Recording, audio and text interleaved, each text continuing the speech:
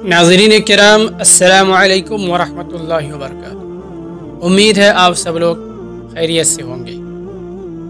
आज की इस वीडियो में हम बात करेंगे उम्मत मुस्लिमा की ज़िम्मेदारी। उम्मत मुस्लिमा की ज़िम्मेदारी एक वसी मौजू है जो कुरान और सुन्नत की रोशनी में कई पहलुओं पर मुश्तमिल है।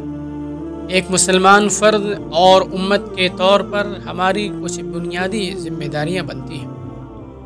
नंबर 1, तौहीद की दावत देना। अल्लाह ताला ने उम्मत मुस्लिमा को बेहतरीन उम्मत करार दिया क्योंकि वो नेकी का हुक्म देते हैं और बुराई से रोकते हैं। अल्लाह ताला का इरशाद है सूरह आल इमरान आयत नंबर 110 में, तुम बेहतरीन उम्मत हो जो लोगों के लिए निकाली गई है। तुम नेकी का हुक्म देते हो, बुराई से रोकते हो और अल्लाह पर ईमान रखते हो। ये हमारी ज़िम्मेदारी है कि हम दुनिया में अल्लाह की वहदानियत, इस्लाम की तालीमात और नबी करीम सल्लल्लाहु अलैहि वसल्लम की सीरत को आम करें। नंबर 2, कुरान और सुन्नत पर अमल करना।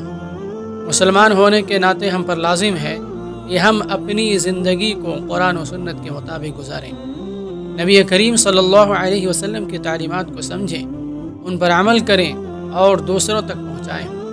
नंबर 3, अदल व इंसाफ कायम करना। इस्लाम अदल व इंसाफ का दीन है और उम्मत मुस्लिमा पर लाजिम है कि वो हर सतह पर इंसाफ को फ़रोग़ दे।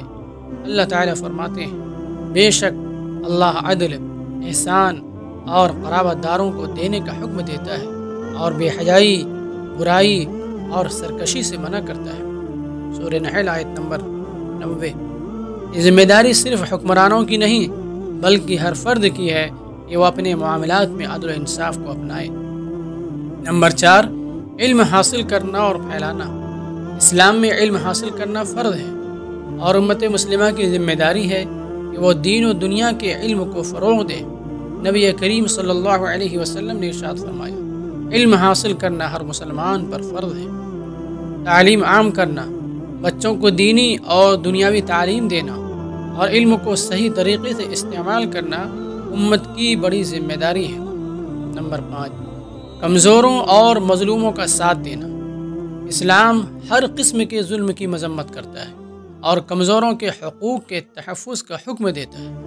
नबी करीम सल्लल्लाहु अलैहि वसल्लम ने इरशाद फरमाया, ज़ालिम की भी मदद करो और मज़लूम की भी। सहाबाए किराम ने अर्ज़ किया, मज़लूम की मदद तो समझ में आती है, ज़ालिम की मदद कैसे करें? आप सल्लल्लाहु अलैहि वसल्लम ने फरमाया, उसका हाथ जुल्म से रोक दो। नंबर 6, इत्तेहाद और भाईचारा कायम रखना। उम्मत मुस्लिमा को इख्तिलाफात और फ़िरक़ावारियत से बचना चाहिए और आपस में भाईचारे को फ़रोग़ देना चाहिए। अल्लाह ताला फरमाते हैं, और सब मिलकर अल्लाह की रस्सी को मजबूती से थाम लो और तफ़रक़े में न पड़ो। सूरह आल इमरान आयत नंबर 103। उम्मत मुस्लिमा की 7वीं ज़िम्मेदारी है अम्र बिल मारूफ़ और नही अनिल मुनकर। नेकी की तलक़ीन और बुराई से रोकना हर मुसलमान की ज़िम्मेदारी है, चाहे वो इनफरादी सतह पर हो या इज्तिमाई तौर पर।